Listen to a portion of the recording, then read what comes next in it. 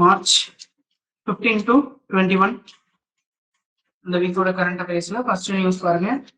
கவிஞர் வைரமுத்துக்கு ஞானபீட விருது அப்படின்னு சொல்லியிருக்காங்க.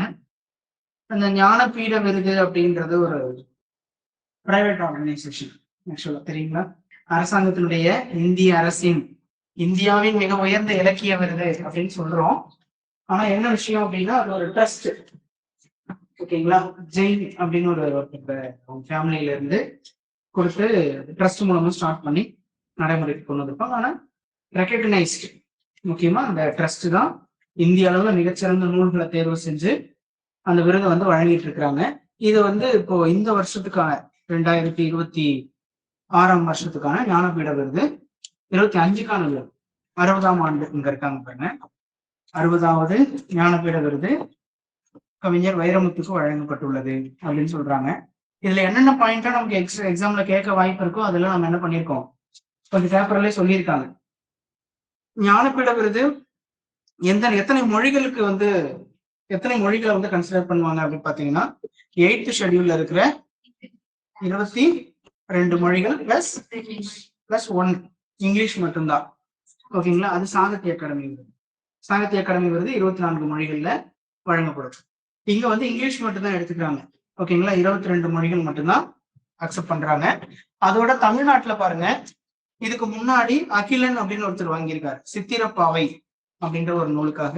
அப்புறம் ஜெயகாந்தன் 2002ல வாங்கியிருக்காரு. 1975 2002க்கு அப்புறம் 3வது நபரா தமிழ்நாட்டுல வைரமுத்து வந்து நமக்கு இப்போ அவார்டு கொடுத்திருக்கிறாங்க.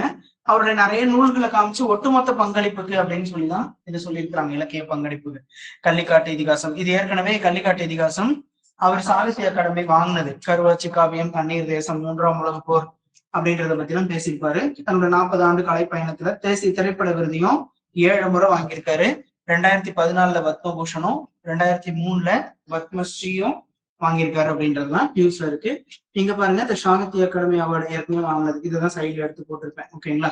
அதை கொஞ்சம் பாத்துக்கங்க. எல்லாமே உள்ள நியூஸ்ல இருக்கு. இருந்தாலும் இதை எப்படி கொஸ்டின் கனெக்ட் பண்ணி கேட்பாங்க அப்படின்றத கொஞ்சம் அப்படியே ரவுண்ட் பண்ணி யோசிச்சு வச்சுக்கோங்க. ஓகே, நெக்ஸ்ட் போயிடலாமா? இது இந்த சாரிங்க, அவர் பேரு வைரமுத்து வந்து இந்த விருது வாங்கினது வந்து இருதரப்பு விவாதங்கள் ஓடிட்டு இருக்கு. எல்லாரும் கவனிச்சிங்களான்னு தெரியல. சோசியல் மீடியால இருக்கட்டும், எழுத்துலகிலே அவங்களுடைய அந்த ரைட்டர்ஸ் வேர்ல்ட் குரூப் இருக்கு இல்லைங்களா, அதுல பெரும்பாலானவர்கள் வந்து எதிர்க்கிறாங்க. ஏன்னா அவர் மேல நிறைய குற்றச்சாட்டுகள் இருந்துச்சு. எப்படி இது வந்து ஒரு மிக உயர்ந்த விருதுன்னு கருதப்படுற ஒண்ணு கிட்டத்தட்ட வந்து அதை நோபல் அப்படின்னு கன்சிடர் பண்றாங்க. இந்தியாஸ் நோபல் இன் லிட்ரேச்சர் அப்படின்னு சொல்றோம். அவ்வளவு பெரிய விருது கொடுக்கும்போது நீங்க எப்படி இதெல்லாம் கன்சிடர் பண்ணாம கொடுத்தீங்கன்னு ஒரு பக்கம் விவாதம் ஓடிட்டு இருக்கு. சரி தப்பு அப்படின்றத தாண்டி நமக்கு கொஸ்டினுக்கு என்ன தேவைப்படும் அப்படின்றத மட்டும் தான் பாத்துக்கணும். அந்த விவாதம் நமக்கு தேவையும் கிடையாது. அடுத்து மகேந்திரகிரியில் கிரையோஜெனிக் என்ஜின் சோதனை வெற்றி அப்படின்னு சொல்றாங்க. முதல்ல இந்த மகேந்திரகிரி எங்க இருக்கு அப்படின்றத பாத்துக்கிறீங்க. திருநெல்வேலி மாவட்டம் மகேந்திரகிரியில் உள்ள இஸ்ரோவின் உந்து சக்தி வளாகம் அப்படின்னு சொல்றாங்க இல்லைங்களா. இந்த உந்து சக்தி வளாகம்னா எதுங்க? இந்த ராக்கெட் ப்ரொப்பலண்ட் சென்டர். இந்த ராக்கெட் ப்ரொப்பலண்ட் சென்டர் அப்படின்றது அந்த எரிபொருள் உற்பத்தி. இப்ப இங்க கிரையோஜெனிக்னு கொடுத்துருக்காங்க இல்லைங்களா, இதை வந்து நம்ம எப்ப முழுசா பயன்பாட்டுக்கு கொண்டு வந்தோம் லான்ச்சிங் வெஹிக்கிள்ஸ்ல? 2014க்கு அப்புறம். அதுக்கு முன்னாடி நம்ம கிட்ட இருந்த லான்ச்சிங் வெஹிக்கிளுக்கு பேரு PSLV அப்படின்னு சொல்லுவோம். இப்ப நம்ம கையில இதனுடைய வேற அடுத்த தேவைக்கேற்ப அப்கிரேட் பண்ணி வச்சிருக்கிறது GSLV. PSLV எதுக்காக நம்ம லான்ச் பண்ணோம்? போலார் சேட்டலைட்ஸ் அப்படின்னு சொல்லக்கூடிய போலார் சேட்டலைட்ஸோட முக்கியமான ஃபங்க்ஷன்ஸ் என்னென்னங்க? அதுல இருந்து நமக்கு கிடைக்கிற அப்ளிகேஷன்ஸ் என்னென்ன? ஜியோ அப்சர்வேஷன், என்னங்க, புவி கண்காணிப்பு செயற்கைக்கோள்கள், எர்த் அப்சர்வேஷன் அப்படின்னு சொல்றோம் இல்லைங்களா. இந்த அப்சர்வேஷனுக்காக நம்ம பயன்படுத்துற இந்த ஜியோ அப்சர்வேஷன் இல்ல எர்த் அப்சர்வேஷன் சொல்றதுக்குள்ள எதெல்லாம் முக்கியமான அப்சர்வேஷனா பாக்குறோம்? ரொம்ப முக்கியமான பாயிண்ட்ஸ் நீங்க ஆன்லைன்ல கேக்குதுங்களா? இப்ப இந்த எர்த் அப்சர்வேஷன் சேட்டலைட்ஸ் அப்படின்றது எதுக்கு பயன்படுத்துறோம் பாருங்க. அக்ரிகல்ச்சர்ல வெதர் ஃபோர்காஸ்டிங், மெட்ரலாஜிக்கல் டிபார்ட்மெண்ட்ல சைக்ளோனு, ரெயின், ட்ரை விண்டு இதெல்லாம் நம்ம ஃபோர்காஸ்ட் பண்றதுக்காக மெட்ரலாஜிக்கல் டிபார்ட்மெண்ட்ல யூஸ் பண்ணுவாங்க. Indian meteorological department, international meteorological department அப்படின்னு சொல்லி. அப்புறம் டிஃபென்ஸ்ல என்ன பண்றோம்? எந்த இடத்துல பார்டர் செக்யூரிட்டி பத்தி பேசுறதுக்கு, டிராபிக்ல நேவிகேஷன் பர்பஸ்க்காக. ஓகேங்களா? நேவிகேஷன் சொல்றத லேண்டுக்குள்ள இருக்கலாம், சீல இருக்கலாம், கடல் வழி போக்குவரத்துக்கா இருக்கட்டும், விமான போக்குவரத்துக்கா இருக்கட்டும், எல்லாத்துக்கும் சப்போர்ட் பண்றது யாருங்க? இங்க எர்த் அப்சர்வேஷன் சேட்டலைட் தான். இந்த சேட்டலைட்ஸ் எங்க இருக்கும் அப்படின்னு பாத்தீங்கன்னா பூமியில இருந்து ஒரு 300ல இருந்து 700 கிலோமீட்டர் உயரத்துல இருக்கிற லோயர் எர்த் ஆர்பிட் அப்படின்னு சொல்ற லியோ அப்படின்னு சொல்லுவோம். இந்த ஆர்பிட்ல இருக்கிற செயற்கைக்கோள்களை கொண்டு போய் விடுறதுக்காக தான் நம்ம கிட்டத்தட்ட 25 வருஷத்துக்கு மேல polar satellite launching vehicle PSLV அங்க ரவுண்ட் போட்டுட்டு இருக்க மேல அந்த லான்ச்சிங் வெஹிக்கிளை யூஸ் பண்ணிட்டு இருந்தோம். ஆனா காலப்போக்கில் டெலிகம்யூனிகேஷன் ஃபீல்டோட வளர்ச்சி 2Gக்கு அப்புறம் அந்த ஃபீல்ட்ல ஏற்பட்ட மிகப்பெரிய பூம். அந்த வளர்ச்சிக்கு தேவையான பெரிய செயற்கைக்கோள்களை நாம geosynchronous or geostationary அப்படின்ற ஆர்பிட்டுக்கு கொண்டு போக வேண்டிய தேவை ஏற்படுது. Geosynchronous or geostationary. இந்த ஆர்பிட் எங்க சார் இருக்கு? பூமியில இருந்து 35,000 கிலோமீட்டர் உயரத்துக்கு மேல இருக்கு, 35,000 கிலோமீட்டர். அந்த ஆர்பிட்டுக்கு சேட்டலைட்ஸை கொண்டு போய் அதிக எண்ணிக்கையில இன்ஸ்டால் பண்ணும்போதுதான் நம்மளால இந்த 3G 4G 5G அப்படின்னு அடுத்த கட்ட அப்டேஷனை நோக்கி போக முடியுது. அப்ப அதிகமான வெயிட் இருக்கிற சேட்டலைட் எடுத்துட்டு போறதுக்கு இங்க ஜியோ சிங்க்ரனஸ் போகணும் தான் இல்ல, லோயர் எர்த் ஆர்பிட்லயே கூட நமக்கு நிறைய அப்ளிகேஷன்ஸ் இருக்கு பெரிய சேட்டலைட்ஸ் அனுப்புறதுக்கு. அப்ப அந்த வெயிட் பேலோடு கெப்பாசிட்டி அப்படிங்கிற ஒரு வார்த்தை தான் இந்த இடத்துல இங்க PSLVயும் GSLVயும் டிஃபரன்ஷியேட் பண்ணுது. அது என்னங்க பேலோடு கெப்பாசிட்டி? அந்த ராக்கெட்ல அதோட மேல் பகுதியில நம்ம வச்சு அனுப்புற சேட்டலைட்டோட வெயிட். சேட்டலைட்டோட வெயிட் 2 டன் வரைக்கும் இருந்துச்சுன்னா அதை எதுல கொண்டு போகலாம்? PSLVல கொண்டு போகலாம். சேட்டலைட்டோட வெயிட் 6 டன் வரைக்கும் இருந்தா எதுல கொண்டு போகலாம்? GSLVல கொண்டு போகலாம். அப்போ அதுவே ஆர்பிட்டுக்கு ஏற்ற மாதிரி மாறும். லோயர் எர்த் ஆர்பிட்டுக்கு 2 டன் கொண்டு போவான் PSLVல. ஆனா இவனை வச்சு ஜியோ சிங்க்ரனஸ் ஆர்பிட் போனோம்னா 1 டன் தான் கொண்டு போவான். ஓகேங்களா? இவன் இங்க என்ன பண்ணுவான்? லோயர் எர்த் ஆர்பிட்டுக்கு இப்போ 10 டன் வரைக்கும் ட்ரை பண்ணிட்டு இருக்காங்க. மேல போறது அப்படிங்கும் போது 4 டன் 6 டன் தான் கொண்டு போவான். அப்ப அந்த ஆர்பிட் தூரத்தை பொறுத்து வெயிட் அளவு குறையுது அப்படின்றத பாத்துக்கணும். இப்ப இங்க பாருங்க, இந்த என்ஜின் கடல் மட்டத்தில் இருந்து 19 டன் உந்து விசையில் தான் சோதிக்கப்பட்டு வந்தது. ஆனால் இப்போது 22 டன் உந்து விசை தேவைப்படுது. எதுக்காகங்க? C32 நிலையை மேம்படுத்துறதுக்கு. இப்ப நம்ம இருக்கிற கெப்பாசிட்டியை இன்னும் இன்க்ரீஸ் பண்றதுக்கு. எதுக்காக இந்த கெப்பாசிட்டி இன்க்ரீஸ் பண்ணணும்? ஏன்னா நம்ம சீக்கிரமா ககன்யான் ஒரு மிஷனை ட்ரையல் பார்க்க போறோம். ககன்யான் மிஷன் என்ன பண்ண போறோம்? ஒரு பெரிய ராக்கெட் லான்ச்சிங் வெஹிக்கிளுக்கு மேல ஒரு பெரிய கேப்சூல் வச்சு அதுக்குள்ள 3 ஆட்கள் அனுப்பி, ஓகேங்களா, சுபான்ஷு சுக்லா அந்த மாதிரி ஒரு நபர்களை எல்லாம் வச்சு உள்ள அனுப்பி இந்த கேப்சூலையே கொண்டு போய் நம்ம என்ன பண்ண போறோம்? லோயர் எர்த் ஆர்பிட்ல விட போறோம். அப்ப இதோட டன் 10 டன்னுக்கு மேல இருக்கும். இந்த வெயிட் வந்து 10 டன்னுக்கு மேல இருக்கும்னு சொல்றாங்க. அப்ப நான் GSLV மூலமா தான் என்ன பண்ண போறேன்? ககன்யான் மிஷனை ட்ரையல் பார்க்க போறேன். இதுக்கான வெயிட் நான் என்ன பண்ணணும்? இன்க்ரீஸ் பண்ணணும்.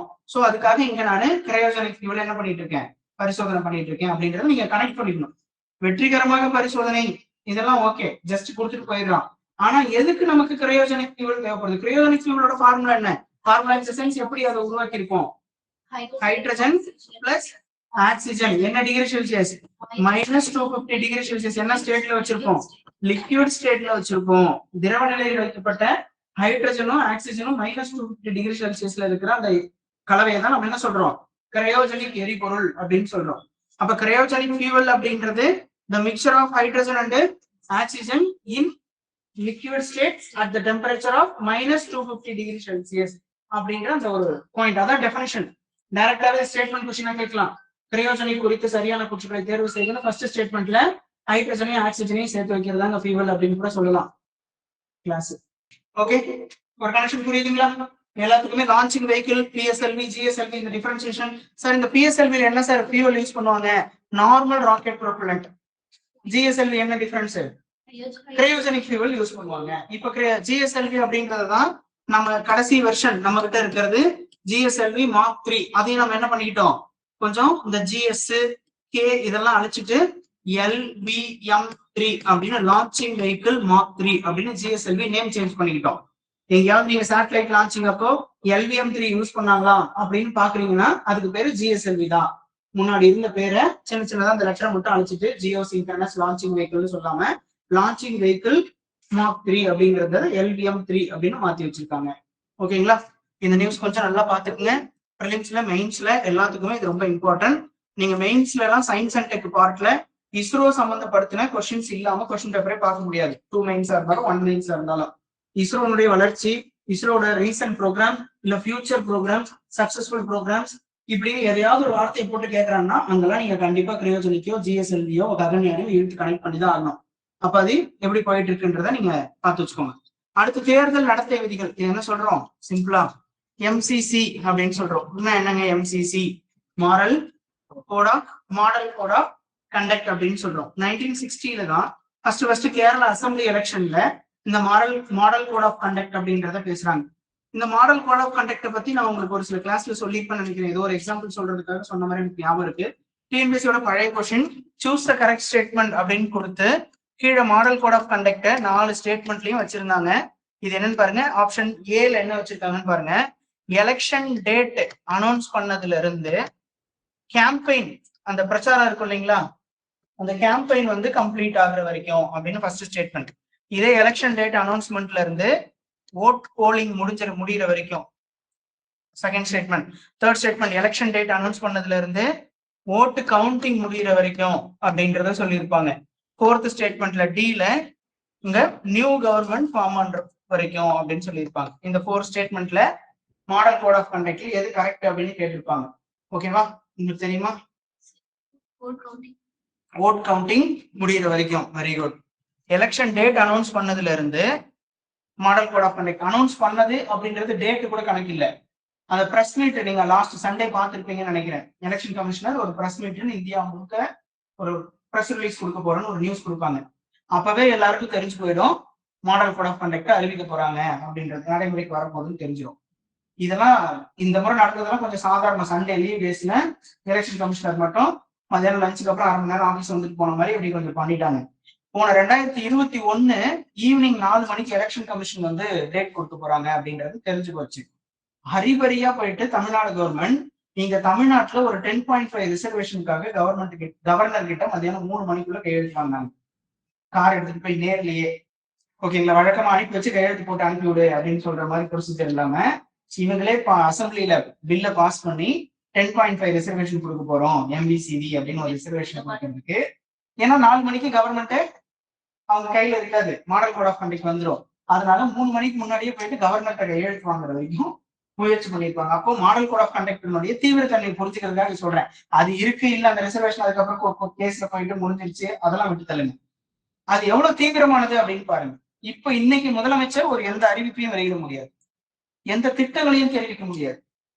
ஓகேங்களா? அதுக்குதான் என்ன பண்றாங்க, ஃபுல்லா எலெக்ஷன் கமிஷன்ஸ் எத்தனை டிஸ்ட்ரிக்ட்ல எஸ்பி மாத்திட்டாங்க தெரியுங்களா? அப்ப கவர்மெண்ட் கிளம்புறதுக்கு முன்னாடி என்ன பண்ணுவாங்க, இந்த டிஸ்ட்ரிக்ட்ல கலெக்டர் எஸ்பி எல்லாம் நமக்கு கொஞ்சம் சாதகமா இருந்தா நல்லா இருக்கும்னு அவங்களுக்கு நல்ல பிடிச்ச ஆட்களை கூட கூப்பிட்டு அங்க அப்பாயிண்ட் பண்ணிட்டு மாடல் கோட் ஆஃப் கண்டக்ட் வரும்போது வெளியே நிற்பாங்க. எலெக்ஷன் கமிஷன் உள்ள வந்து என்ன பண்றான், நீ எல்லாம் அவங்களோட சப்போர்ட்டர் தானே அப்படின்னு சொல்லிட்டு மொத்த எஸ்பியுமே மொத்தமா தூக்கி மாத்திடுவாங்க. கலெக்டர் வந்து நம்ம ஸ்டேட்ல அவ்வளவு பெரிய பிரச்சனையே இல்லை. நீங்க வெஸ்ட் பெங்கால் பத்தி நியூஸ் இன்னைக்கு பாத்தீங்கன்னா தெரிஞ்சிருக்கும். சீஃப் செக்ரட்டரி தூக்கி வர உட்கார வச்சுட்டாங்க. மாநில அரசினுடைய தலைமைச் செயலாளர் நீ கொஞ்சம் வெயிட்டிங் லிஸ்ட்ல நான் எலெக்ஷனை முடிச்சுட்டு வரேன். ஏன்னா அவங்க மம்தா பானர்ஜி அப்படின்றவங்க அந்த கவர்மெண்ட் ரொம்ப ஒரு மாதிரி சென்ட்ரல் கவர்மெண்ட் அகேன்ஸ்டா எலெக்ஷன் கமிஷன் அகேன்ஸ்டா கொண்டு போறோம்னு ரொம்ப தீவிரமா கொண்டு போய் நிறுத்திட்டு இருக்காங்க. அப்ப மாடல் கோட் ஆஃப் கண்டக்ட் வந்த உடனே என்ன ஆயிடுச்சு, அவங்க அப்படியே சைலண்ட் ஆயிடுவாங்க, மியூட். எலெக்ஷன் கமிஷன் சொல்லி முடிக்கிற வரைக்கும், ஓட் கவுண்டிங் எண்ணி முடிக்கிற வரைக்கும் என்ன பண்ண முடியாதுங்க, யாருமே இங்க எந்த அதிகாரத்தையும் செலுத்த முடியாது. இப்ப யார் அதிகாரத்துல இருப்பாங்க, எலெக்ஷன் கமிஷன். அப்ப இந்த மாடல் கோட் ஆஃப் கண்டக்ட் அப்படின்றத பார்க்க போறீங்க படிக்கிறீங்க அப்படின்னும் போது கொஞ்சம் அதெல்லாம் டீட்டெயிலா தெரிஞ்சுக்கணும் எப்படி இருக்கும் அப்படின்னு. ரிட்டர்னிங் ஆபீசர்ஸ் அப்படின்றதெல்லாம் பார்த்துக்கணும். தேர்தல் நடத்தும் அலுவலர், போன வரை சொன்னேன்னு நினைக்கிறேன், மாவட்ட ஆட்சித்தலைவர் வந்து ஒரு மாவட்டத்தினுடைய தேர்தல் நடத்தும் அலுவலரா இருப்பாரு. அப்புறம் இப்போ ஒரு மாவட்டத்துக்குள்ள எத்தனை தொகுதிகள் இருக்கு, அந்தந்த தொகுதிகளின் தேர்தல் நடத்தும் அலுவலர் கலெக்டர் வந்து இப்போ எல்லாம் நோட்டீஸ் கொடுத்துட்டாரு, யார் யார் எந்த தொகுதிக்கு பொறுப்பு அப்படின்னு சொல்லிட்டு. அதுல ஆர்டிஓ இருப்பாங்க, தாசில்தார் இருப்பாரு, டெபுட்டி தாசில்தார் இருப்பாங்க. இந்த பொறுப்பு இல்லைங்க, ஹைரார்கி அடிப்படையில அந்தந்த தொகுதிகளுடைய நிர்வாகிகள் அப்படின்னு சொல்லி கொடுத்திருப்பாங்க. அவங்கதான் அந்த தொகுதிக்கு தேர்தல் நடத்துவதற்கான தலைவர். அவங்க கிட்டதான் எல்லாத்துக்குமே கம்ப்ளைண்ட் போறதா இருந்தாலும் இல்ல டைரக்ஷன்ஸ் ஏதாவது கொடுக்கறதா இருந்தாலும் அவங்க கிட்டதான் போய் வேட்புமனு தாக்கலும் பண்ணுவாங்க. நீங்க பாத்தீங்கன்னா தெரியும். அவங்க மூலமா தான் தேர்தல் அந்த லிஸ்ட் கொடுக்கறதும் வரும். அவங்கதான் என்ன பண்ணுவாங்க, சர்டிபிகேட் கொடுப்பாங்க. ஓட்டிங் எண்ணி முடிச்ச அன்னைக்கு சாயந்தரம் நம்ம எண்ணி முடிச்சதுக்கு அப்புறம் மதியானம் 2 மணிக்கே யாருக்கு எத்தனை நம்பர் வந்துச்சுன்னு எல்லாம் வெளியே வெடி வச்சு எல்லாம் போயிடுவான். ஆனா வேட்பாளர் என்ன பண்ணணும், அந்த ரிட்டர்னிங் ஆபீசர்கிட்ட வெயிட் பண்ணி சர்டிபிகேட் ஒன்று வாங்கிட்டு வரணும். கண்டெஸ்ட் ஆன இந்த தொகுதியில இத்தனை பேர்ல இருந்து இவர் மட்டும்தான் அதிக எண்ணிக்கையிலான ஓட்டு வாங்கினாரு அப்படின்னு ஒரு கிரீனிங் சைன் போட்டு ஒரு சர்டிபிகேட் கொடுக்கணும். அந்த சர்டிபிகேட்டை எடுத்துட்டு போனாதான் மே மாசம் 7ஆம் தேதிக்கு அப்புறம் சட்டப்பேரவைக்குள்ளே அவர் அலோவ் பண்ணுவாங்க, இல்லைன்னா வெளிப்படன்னு சொல்லுவாங்க. சோ அது வரைக்கும் மாடர்ன் கோட் ஆஃப் கண்டக்ட் அப்படின்றது நடைமுறையில் இருக்கும். சோ இது வந்து கான்செப்டுவலா கொஞ்சம் புரிஞ்சுக்கோங்க, வெளியே என்ன நடக்குதுன்னு தெரிஞ்சுக்கோங்க. ஒரு மெயின்ஸ்ல எங்கேயாவது டைரக்டா கேட்கறதுக்கு வாய்ப்பு இருக்கலாம். ஏன் இது வந்து important, how important model code of conduct அப்படின்ற மாதிரி ஏதாவது கேட்டாங்கன்னா நீங்க எழுதுறதுக்கு யூஸ்ஃபுல்லா இருக்கும். எல்லாத்துக்கும் பின்னாடி இந்த மாடல் கோட் ஆஃப் கண்டக்ட் எல்லாம் எழுத ஆரம்பிக்கிறீங்க, இல்ல படிக்க ஆரம்பிக்கிறீங்க அப்படின்னா 2 டேர்ம் மட்டும் நல்லா ஞாபகம் வச்சுக்கணும். Free and fair election. Election கமிஷனோட மோட்டோவே அதுதான். ஓகேங்களா? அது என்ன ஃப்ரீ அண்ட் ஃபேர்? ஃப்ரீனா என்ன?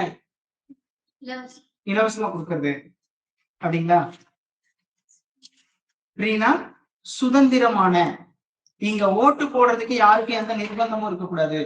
நேற்று பாத்தீங்கன்னா ஒரு நியூஸ் வந்து கரூர்லயும் எங்கேயோ ஒரு இடத்துல நிறைய பட்டி மாதிரி அடைச்சு வச்சிருக்காங்க, மக்களை உள்ள கூட்டு போயிடுறாங்க, அவங்க அங்க வச்சு இது பண்றாங்க அப்படின்னு சொல்லி ஒரு நியூஸ். அப்போ எலெக்ஷன் கமிஷன் உடனே ஏடிஎம்கேல இருந்து கம்ப்ளைண்ட் கொடுக்குறாங்க. இங்க இருந்து அர்ச்சனை பண்ணாங்க, அதுக்கு பதில் கொடுக்குறாங்க. இமீடியட்டா போய் அது என்னன்னு பாருங்க, கலெக்டருக்கு உத்தரவு பிறப்பிக்கிறாங்க. அப்ப என்ன பண்ணக்கூடாது, யாரையும் நிர்பந்திச்சு நீ போய் இவங்களுக்கு தான் ஓட் போடணும்னு யாரையும் சொல்லக்கூடாது. அவங்க நியாயமா சுயமா முடிவெடுத்து என்ன பண்ணணும், ஓட் போடணும். Free and fair election. ஃபேர்ன்றது நியாயமான தேர்தல்.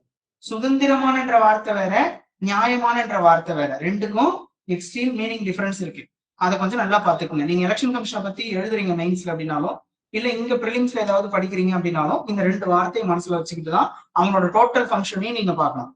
அப்பதான் உங்களுக்கு அது ஏன் அப்படின்னு தெரியும். சிவிஜில் அப்படின்ற ஆப் எல்லாம் ஏன் கொடுக்குறான், ஏன் பறக்கும் படை அமைக்கிறான், ஏன் பணத்தை பறிமுதல் பண்றான், 50,000 நாள் 8 மணி குடிச்சிடானுங்க, வேலை வெட்டியே இல்லாம நிக்கிறானுங்க ரோட்ல அப்படின்னு நம்ம எவ்வளவு திட்டிட்டு இருக்கோம். நமக்கு கஷ்டம் இருக்குதான். விவசாயி எங்கேயோ ஒரு நெல் வித்து எடுத்துட்டு போவாரு, நிலக்கடனை வித்து எடுத்துட்டு போவாரு. ஆனா அந்த 50,000 ரூபாய்க்கு மேல இருக்கிற பணப்புழக்கத்தை நம்ம கட்டுப்படுத்தலைன்னா இஷ்டத்துக்கு அங்க பணப்புழக்கம் நடக்கும். எடுத்துட்டு போய் வீட்டுக்கு பணம் கொடுக்குற வேலையை எலெக்ஷன் கமிஷனை சப்போர்ட் பண்ற மாதிரி ஆயிடும். அப்ப என்ன பண்ண முடியாதுங்க, நேரடியா நீ எங்கேயும் பணத்தை கையில வச்சிருக்கேன்னு என்கிட்ட காட்டிடாத, நான் புடிங்க வச்சுக்கோங்க அப்படின்றது அப்ப மாடல் கோட் ஆஃப் கண்டக்ட்ல வருதா? அப்ப விதிகள் அப்படின்றது இன்னொரு விஷயம் நல்லா தெரிஞ்சுக்கோங்க. மாடல் கோட் ஆஃப் கண்டக்ட் அப்படின்றது எங்கேயுமே இப்படி 150 ப்ரொசீஜர் எழுதி வச்சிருக்கு, இதை நான் சொல்றதெல்லாம் செய்யணும் அப்படின்ற மாதிரி எழுதி வச்சது கிடையாது. எலெக்ஷன் கமிஷனோட discretion model code of conduct அப்படின்னு. அவங்க எப்படி வேணாலும் அந்த இடத்துக்கு மாத்தலாம். ஓகேங்களா? அதனால அது கொஞ்சம் புரிதலோட பாத்துக்குங்க. அடுத்த நியூஸ் போயிடலாம். அடுத்து பாருங்க, தற்கால உலகை ஐநா பாதுகாப்பு கவுன்சில் பிரதிபலிக்கவில்லை அப்படின்னு சொல்லி யார் சொல்றதுங்க? ஒரு கரகாட்டக்காரன் படத்துல ஒரு காமெடி வரும், நாதஸ் எழுதிட்டானா, யாருங்க சொன்னது, நாதஸே சொன்னான் அப்படின்னு சொல்லி. அந்த மாதிரிதான் இதுவும். ஐக்கிய நாடுகள் சபையில இருக்கிற செக்யூரிட்டி கவுன்சில் அம்மஞ்சல்லிக்கு பிரயோஜனம் இல்லாம இருக்கு அப்படின்னு யார் சொல்றது? ஐக்கிய நாடுகள் சபை ஜெனரல் கவுன்சிலோட ஜெனரல் அசம்பிளியோட செக்ரட்டரி அன்டோனியோ குட்டரஸ், ஐநா பொதுச் செயலாளர் அன்டோனியோ குட்டரஸ் என்ன சொல்றாரு? ஐக்கிய நாடுகள் சபையில இருக்கிற பாதுகாப்பு கவுன்சில் ஒன்றுத்துக்கும் பிரயோஜனம் இல்லாம இருக்கு. அவருக்கு சொல்ற காரணமும் கரெக்ட் தான். எதுக்காக இந்த அமைப்பை உருவாக்கணும்ன்ற நோக்கத்தையும் மறந்துட்டானுங்கல்ல. நம்ம எதுக்கு வந்தோம் அப்படின்றதையும் மறந்து என்ன முழு நேரம் சமையல்காரனான மாதிரி இவனுங்க போரை தடுக்கிறேன் அப்படின்ற மாதிரிதான் முதல்ல தொடங்கினானுங்க. இங்க இருக்கும், இவர் இயர்லாம் சொல்லியிருக்க, 1945ஆம் ஆண்டு தொடங்கப்பட்ட ஐநா பாதுகாப்பு கவுன்சில் இயர் இங்க கொடுத்துட்டாங்க பாருங்க. தொடங்கப்பட்ட கவுன்சில் இந்த 21ஆம் நூற்றாண்டுக்கு ஏற்ற மாதிரி இந்த ட்ரெண்டுக்கு இல்ல அப்படின்னு சொல்றாங்க. கரெக்ட் தானே? 2K கிட்ஸ் அவங்க அப்பா அம்மாவே தானே நினைக்கிறான், நீ ட்ரெண்ட்லயே இல்லப்பா அப்படின்னு திட்டுறான்ல. கரெக்டுங்களா? அப்போ இங்க 80 வருஷம் முன்னாடி தொடங்கின ஒரு அமைப்பு இன்னைக்கு இருக்கிற ட்ரெண்டுக்கு இல்ல. கரெக்டா தானே சொல்றாரு? நீங்க 5 பேர் மட்டும் வீட்டோ பவர்னு ஒண்ணு எடுத்து வச்சுக்கிட்டு இதுல கீழே அவர் மொத்தமா கழுவி ஊத்திப்பாரு. நீங்க என்ன பண்றீங்க? இதோ பாதுகாப்பு கவுன்சில் உள்ள 3 நாடுகள், பிரான்ஸ், ரஷ்யா, பிரிட்டன், ஐரோப்பாவே இருக்கான். ஆசியாவில இருந்து யார் இருக்கான்? சீனாவும் ரஷ்யாவும் மட்டும்தான் இருக்கிறான். வேற என்ன இது உலகத்தை முழுமையா பிரதிநிதித்துவப்படுத்துது? போரே நடக்கக்கூடாதுன்றதுக்காக தொடங்கப்பட்ட ஒரு அமைப்பு. ஆனா இவங்க வீட்டோ பவர் அப்படின்னு ஒண்ணு கையில வச்சுட்டு என்ன பண்றானுங்க, யாராவது ஒருத்தன் தடுத்தா கூட அந்த ரெசல்யூஷன் ஃபெயில் ஆயிடும் அப்படின்னு வரும்போது யாராவது ஒருத்தன் எங்கேயோ ஒரு இடத்துல அதை குளறுபடி பண்ணிக்கிட்டே இருக்கான். பர்மனன்ட் மெம்பர்ஸ் அவன் பண்ற குளறுபடினால. அப்ப அது நீங்க கரண்ட் டேட்டாவுக்கு கரண்ட் சுச்சுவேஷனுக்கு ஏற்ற மாதிரி அப்டேட் ஆகாத ஒரு அமைப்பு இருக்கு, கலைச்சிட்டு எல்லாம் வீட்டுக்கு போங்கடா அப்படின்ற மீனிங் யார் சொல்றா? அவங்க தலைவரே சொல்ற. யுனைடெட் நேஷன்ஸோட பிரைமரி ஆர்கன்ஸ் நம்மள படிக்க சொல்லி கிளாஸ்ல டிஸ்கஸ் பண்ணியிருக்கோம். என்னதுங்க? யூஎன் ஜெனரல் அசம்பிளி அப்படின்றதான் நம்ம என்ன சொல்லுவோம், பேரண்ட் ஆர்கனைசேஷன், ரொம்ப முக்கியமான தலைமை, அந்த ஒரு பொதுச்சபை அப்படின்னு சொல்றது. அடுத்து யுனைடெட் நேஷனோட செக்யூரிட்டி கவுன்சில் அப்படின்னு சொல்றோம். அதுக்கு அடுத்து இருக்கிறது ICJ, international court of justice அப்படின்னு. அடுத்து 4வது அமைப்பு economic and social development council, ஈகோசாக் அப்படின்னு சொல்லுவோம். அப்புறம் 5வது அமைப்பு ட்ரஸ்டிஷிப் கவுன்சில் அப்படின்னு ஒருத்தர் இருக்கான், ட்ரஸ்டிஷிப் கவுன்சில். 6வது அமைப்பு செக்ரட்டரியேட் செயலகம். இதுதான் யுனைடெட் நேஷனோட primary organs, 6 primary organs of United Nation அப்படின்னு கூகுள்ல அடிச்சு படிங்க. இது ஒவ்வொன்றையும் பாருங்க. அதனுடைய ஒரு சில நோக்கம் இருக்கும். ஐசிஜேன்னு இருக்கான், அவனோட ஹெட் குவார்டர்ஸ் எங்க இருக்கு? சர்வதேச நீதிமன்றத்தோட சர்வதேச தலைமை நீதிமன்றம் ஹேக் அப்படின்ற இடத்துல நெதர்லாந்துல இருக்கு. அப்போ இந்த மாதிரி பிளேசஸ் தெரிஞ்சுக்கோங்க.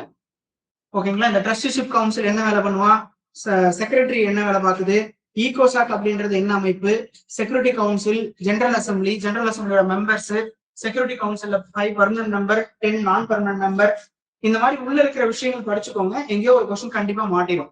ஏன்னா நீங்க பிரிலிம் சிலபஸ் எடுத்து நீங்க தேடி லென்ஸ் வச்சு பார்த்தா கூட வேர்ல்டு ஆர்கனைசேஷன் அல்லது இன்டர்நேஷனல் ஆர்கனைசேஷன் அப்படின்றது உங்களால எடுக்க முடியாது. சிலபஸ்ல இல்லாத மாதிரி தெரியும். ஆனா எல்லா பிரிலிம்ஸ் கொஸ்டின் பேப்பர்லயும் கொஸ்டின் கேட்கலாம். ஐக்கிய நாடுகள் சபையை பத்தி ஏதாவது கேட்கறான், WHO பத்தி கேட்கறான், வேர்ல்டு பேங்க் பத்தி கேட்கறான், கேட்டுட்டு தானே இருக்கான். அப்ப இந்த 6 பிரைமரி ஆர்கன்ஸ், 6 முதன்மை நிறுவனங்கள், ஐக்கிய நாடுகள் சபையின் 6 முதன்மையான நிறுவனங்கள் அப்படின்றத ஒரு முறை நல்லா படிச்சு பாத்துக்குங்க. அதுல இந்த செக்யூரிட்டி கவுன்சில் தான் முக்கியமா போரை அடிப்படையா வச்சு துவங்கப்பட்டது. செகண்ட் வேர்ல்டு வாருக்கு அப்புறம் இனிமே போரே நடக்கக்கூடாது. இன்னி வரைக்கும் இவனுங்க எந்த போரையுமே நிறுத்தினதா வரலாறே கிடையாது. அப்புறம் எதுக்குடா இவனுங்க அப்படின்ற மாதிரி தானே கொஸ்டின் இருக்கு. எந்த போரும் நிறுத்திருக்கானுங்க? போர் நடக்கக்கூடாதுன்னு தொடங்குனீங்க. உக்ரைன் ரஷ்யா வார் நடத்துனீங்களா? இஸ்ரேல் காசா வார் நிறுத்துனீங்களா? இன்னைக்கு Iran US war Israel war நிறுத்துனீங்களா? எந்த போரையுமே நிறுத்த முடியாது. நீங்க எதுக்கு காருக்கு எதுக்கு அச்சாணி அப்படின்னு வடிவேல் கேட்கிற மாதிரி யுனைடெட் நேஷனல் செக்யூரிட்டி கவுன்சில் அப்படின்னு ஒண்ணு எதுக்குப்பா தண்டத்துக்கு இருக்கணும் அப்படின்னு அவரே கேட்கல. ஓகேங்களா? அதை நீங்க ஒரு ரிவைஸ் பண்ணுவீங்களோ, ரிஃபார்ம் பண்ணுவீங்களோ, மறுபடியும் இந்த காலத்துக்கு ஏற்ற மாதிரி மாத்த ட்ரை பண்ணுங்க அப்படின்னு சொல்றாரு. நெக்ஸ்ட் பாருங்க, தமிழ்ச்சிரா. இது ரொம்ப முக்கியம். கொஸ்டின் கேட்கறதுக்கு 100% வாய்ப்பு இருக்கிற ஒரு நியூஸ் இந்த வாரத்துக்கான முக்கியமான நியூஸ். முதல்ல சாகித்ய அகாடமி அப்படின்றத பாருங்க. சாகித்ய அகாடமி எப்ப தொடங்கினாங்க? 1954ல தொடங்கி அந்த 8th ஷெட்யூல் வழக்கம் போல 8வது அட்டவணையில இருக்கிற 22 மொழிகள் பிளஸ் இங்கிலீஷ் அண்டு ராஜஸ்தானி அப்படின்னு சொல்லி 24 மொழிகள்ல என்ன பண்றப்படுதுங்க, சாகித்ய அகாடமி விருதுகள் வழங்கப்படுகின்றது. இப்ப தமிழ் யாருக்கு வழங்கப்பட்டிருக்கு? எழுத்தாளர் சா தமிழ்ச்செல்வன் எழுதிய தமிழ் சிறுகதையின் தடங்கள் என்ற நூலுக்கு 2025ஆம் ஆண்டுக்கான சாகித்ய அகாடமி விருது வழங்கப்பட்டுள்ளது. அப்ப சாகித்ய அகாடமி விருது தான் நம்மளுடைய, நான் உங்களுக்கு முன்னாடி பழைய கொஸ்டின்ஸ் பாருங்க அப்படின்னு சொல்லும்போது சொல்லியிருக்கேன். எந்த வருஷத்தோட கொஸ்டின் பேப்பர் எடுத்து பாத்தீங்கன்னாலும் ஏதாவது ஒரு பேட்டர்ல சாகித்ய அகாடமி கொஸ்டின் பேப்பர். அது நீங்க தமிழ் பேட்ல கூட பார்க்க முடியும். தமிழ் அதுக்குன்னே நூல் அறிஞர்கள்னு ஒரு தலைப்பு இருக்கும். அதுல சாகித்ய அகாடமி தான் முக்கியமா கவர் பண்ணுவாங்க. அவங்க வாங்கின அவார்டு வாங்கினா புத்தகங்களை கவர் பண்றது. மேத்ஸ் காலேஜ்ல நிறைய முறை கேட்டிருக்கிறாங்க. 21 கொஸ்டின் பேப்பர் எடுத்து பாத்தீங்க அப்படின்னா மேலாண்மை பொன்னுசாமியோட மின்சார பூக்கள் இருக்கு. 22ல எடுத்தீங்கன்னா கி ராஜக நாராயணனுடைய கோபாலபுரத்து மக்கள் கேட்டிருப்பாங்க. அப்ப அடுத்தடுத்த வருஷங்கள்ல இவர் இமயம், எழுத்தாளர் இமயம் செல்லாத பணம் அப்படின்னு வாங்கியிருப்பாரு.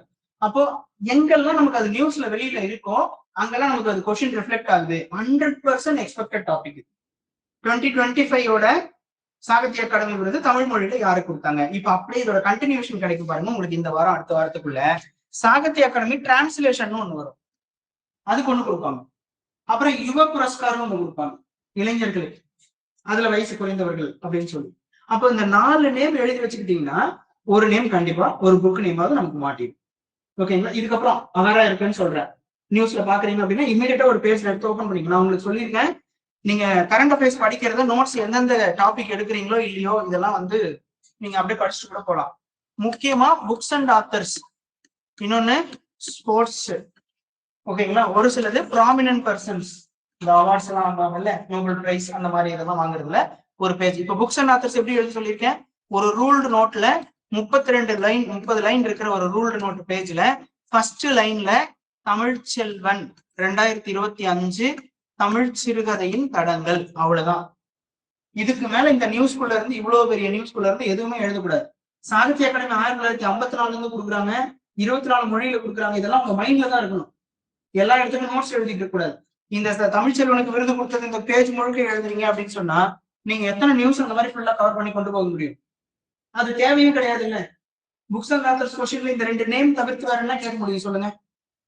இயர் பிளேஸ் தவிர்த்து எங்க இருந்து கொடுக்குறாங்க? டெல்லியில கொடுப்பாங்க. கலாச்சார அமைச்சர் கீழே செயல்படுறான்.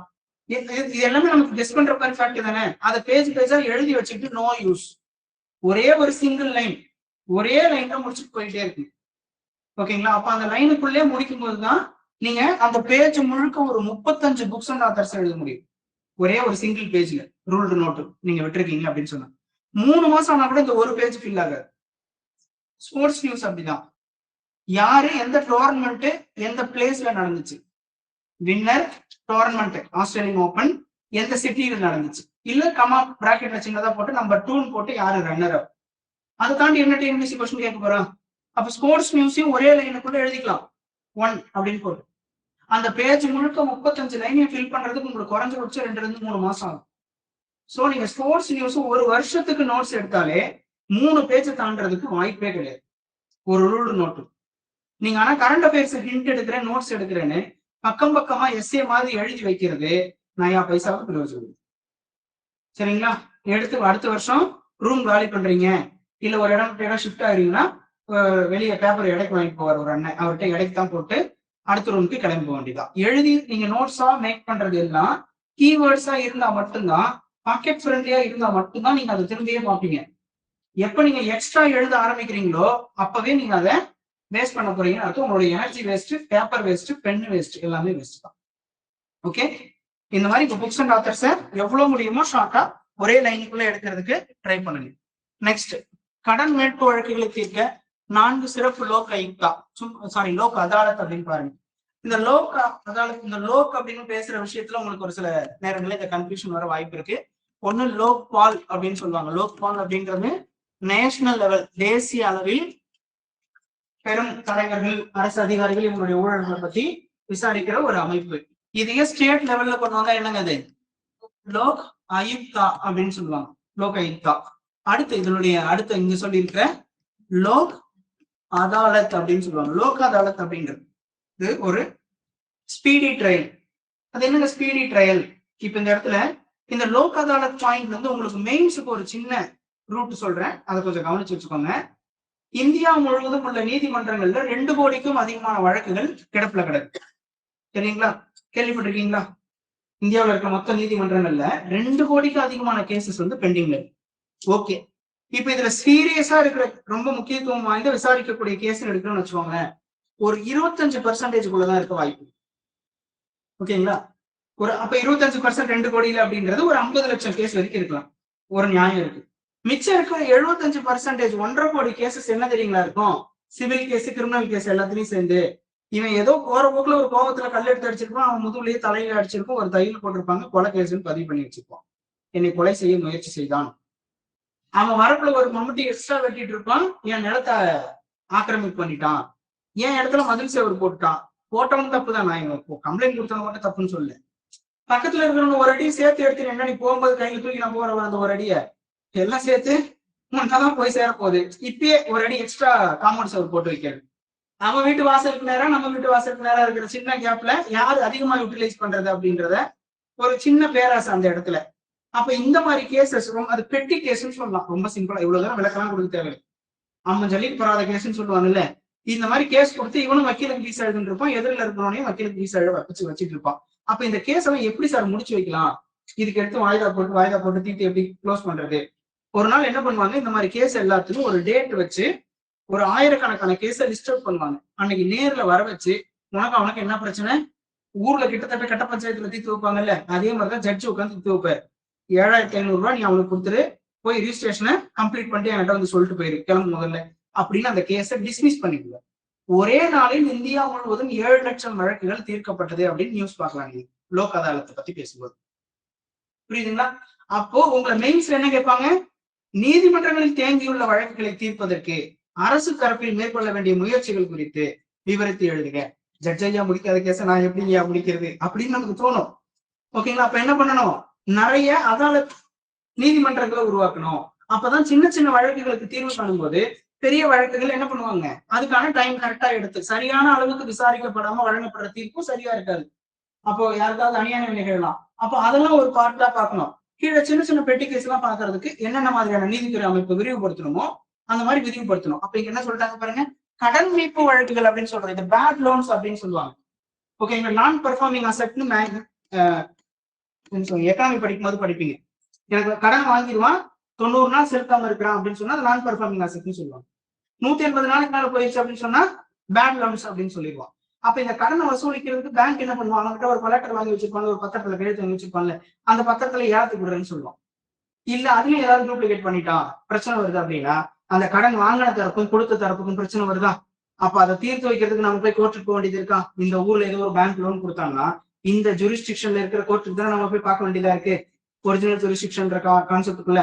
அப்ப நான் என்ன பண்றேன், கடனை மட்டும் வாங்குறத தீர்த்து வைக்கிறதுக்கு நான் என்ன பண்ணிடுறேன், 4 சிறப்பு லோக் அதாலத்தை கிரியேட் பண்ணிடுறேன். அப்ப அந்தந்த ரீஜன் என்ன பண்ணிக்குவாங்க, சீக்கிரமா அந்த பிரச்சனைகளுக்கு தீர்வு சொல்லுவாங்க, அந்த கடன் மீட்பு அப்படிங்கறதெல்லாம் சரியா போயிடும் அப்படின்னு சொல்றாங்க. ஓகேங்களா. அதுல பாருங்க அமௌண்ட்டை பாத்துக்குங்க.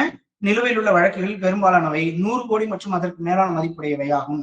கிட்டத்தட்ட 71% வழக்குகள் அதிக மதிப்பு கொண்டவை. இந்த மதிப்பு அதிகமா இருக்கிற கேசஸ் எல்லாம் எடுத்து என்ன பண்ணிடுறேன், நீ என்கிட்ட கொடுத்துட்டு நான் விசாரிச்சுக்கிறேன், நீங்க மத்த கேஸ பாருங்க அப்படின்னு ஒரு தனி செட்டப் கிரியேட் பண்ணிடுது. புரியுதுங்களா. ஏற்கனவே இந்தியன் பீனல் கோடுக்குள்ள குற்றவியல் நடைமுறை சட்டத்துக்குள்ளேயே பாலியல் குற்றங்களுக்கான தண்டனை இருந்துச்சுல்ல. ஓகேங்களா. அட்டெம்ப்ட் ரேப்பு இந்த மாதிரி பிரச்சனைகளுக்கு எல்லாம் எவ்வளவு வருஷம் தண்டனை கொடுக்க போறேன்னு இருந்ததுல்ல. அப்படியே தனியா போக்சோன்னு ஒண்ணு கிரியேட் பண்ணாங்க. அந்த ஜெனரல் கேசஸ் விசாரிக்கிற ஜட்ஜு இதையும் சேர்த்து விசாரிக்கிறாரு அப்படின்னும் போது பாதிக்கப்பட்ட பெண்ணுக்கு உடனடியா தீர்ப்பு கொடுக்க முடியாது. அது சமூகத்துல கொந்தளிப்பை ஏற்படுத்துது இல்ல. இன்னைக்கும் பாலியல் பிரச்சனைகள் மீது சமூகம் எவ்வளவு கோபத்தை கொண்டிருக்கு. அப்போ இமீடியட்டா தீர்ப்பு கொடுக்கணும், ஸ்பீடி ட்ரையல் நடக்கிறதுக்காக எல்லா மாவட்டங்களையும் போக்சோ நீதிமன்றங்கள் தனியா உருவாக்கப்படுது. அப்ப இப்ப புரியுதுங்களா இந்த கான்செப்ட் என்னன்னு. அப்ப இந்த கடனை வசூலிக்கிறதுக்கு நம்ம என்ன பண்ணணும், தனியா ஒரு லோக் அதாலத் கான்செப்டை நீங்க ரெடி பண்ணிக்கலாம். அப்படியே நியூஸ் ஒரு முறை படிச்சு பாத்துக்கங்க. அடுத்த நியூஸ் போலாம். இங்க பாருங்க, ஆஸ்கர் இந்த வாரத்துல இருந்த ஒரு முக்கியமான நியூஸ். ஒரு முறை இந்த லிஸ்டே நீங்க ஒரு முறை படிச்சுக்கணும்னு நான் நினைக்கிறேன். ஓகேங்களா. மேத்ஸ் கொலைகள் எங்கேயாவது கேட்கறதுக்கான வாய்ப்பு இருக்கு. முடிஞ்சா மனப்பாடம் கூட பண்ணி வச்சுக்கோங்க. பெஸ்ட் மூவி நான் இதுல அப்படியே சும்மா கொடுத்துருக்கேன். சிறந்த திரைப்படம் ஒன் பேட்டில் ஆஃப்டர் அனதர். சிறந்த இயக்குனர் யாருங்க, பால் தாமஸ் ஆண்டர்சன். நடிகர் மைக்கேல் பி ஜோர்டன். நடிகை ஜெஸ்ஸி பாக்லி. அடுத்து சிறந்த குணச்சித்திர நடிகர் ஷான் பென். புரியுதுங்களா என்ன சொல்ல வரேன்னு. யார் இருக்கு அப்படின்னு இந்த லிஸ்ட் நியூஸ் பேப்பர்ல இருக்கு. சும்மா கூகுள் பண்ணுங்க, டேப்லெட் காலம் போட்டு எல்லா வெப்சைட்லயும் கொடுத்து வச்சிருக்கான். எடுத்து உங்க நோட்ல எழுதி ஒரு முறை படிச்சு பாத்துக்குங்க. எக்ஸாம் ஹாலுக்குள்ள என்டர் ஆகுறதுக்கு முன்னாடி செப்டம்பர் 6 தான் குரூப் அண்ட் ப்ரிலிம்ஸ். ஹாலுக்குள்ள என்டர் ஆகுறதுக்கு முன்னாடி காலையில 8:30 மணிக்கு அந்த நோட் எடுத்து ஒரு முறை நேம் மட்டும் செக் பண்ணிட்டு போயிருங்க. கிடைச்சதுன்னா லக்கு. ஒரு கொஸ்டின் கண்டிப்பா கேட்பாங்க. Oscar, Nobel, national awards, national film awards இந்த மாதிரி ரிலீஸ் பண்ணிருக்காங்க நம்ம எக்ஸாமுக்கு முன்னாடி அப்படின்னா அந்த லிஸ்ட் ஒரே ஒரு முறை பார்த்துட்டு போங்க. கண்டிப்பா ஒரு கொஸ்டின் கிடைக்கும். பத்மஸ்ரீ பாரத ரத்னா இந்த மாதிரிலாம் கொடுக்குறாங்கல்ல நேம் லிஸ்ட். இந்த பக்கம் மேத்ஸ் ஃபாலோயிங் கொடுத்துருக்காங்க இல்ல, கேட்டிருக்கான் டிபிஎஸ் நிறைய முறை கேட்டிருக்கான். அப்ப இது வந்து கண்டிப்பா ஒரு கொஸ்டின் கேட்கறதுக்கான சான்ஸ் இருக்கிற ஒரு டாபிக் பாத்துக்குங்க. இதுல இந்த 6 ஆஸ்கர்களை one battle after the another அப்படின்றது வாங்கியிருக்கு அப்படின்னு சொல்லியிருக்காங்க. அப்ப இது டைரக்ட் கொஸ்டினா கூட இருக்கலாம். பாருங்க, இந்த 2026ஆம் ஆண்டில் வழங்கப்பட்ட அந்த ஆஸ்கர்ல அதிக விருதுகளை குவித்த படத்தின் பேருங்க டைரக்டா கேட்கலாம். இல்ல ஸ்டேட்மெண்ட் கொஸ்டினா கொடுத்துட்டு மூவி நேம் ஒரு ஸ்டேட்மெண்ட்ல எத்தனை விருது கொடுத்தாங்க ஒரு ஸ்டேட்மெண்ட்ல எப்படினாலும் கேட்கலாம்ல. அந்த மாதிரி கொஸ்டின்ஸா அதை பார்த்து வச்சுக்கோங்க. இங்க பாருங்க, the Oscar Awards officially known as the Academy Awards அப்படின்னு சொல்றாங்க. Originated from Academy of Motion Picture Arts அப்படின்னு ஒரு ஆர்கனைசேஷன் கொடுக்குறான். எங்க இருந்துங்க, AMPAS. The Academy was founded in 1927. எங்க, கலிபோர்னியா, USA. அவர் பேர் என்னங்க, தோற்றுவிச்சது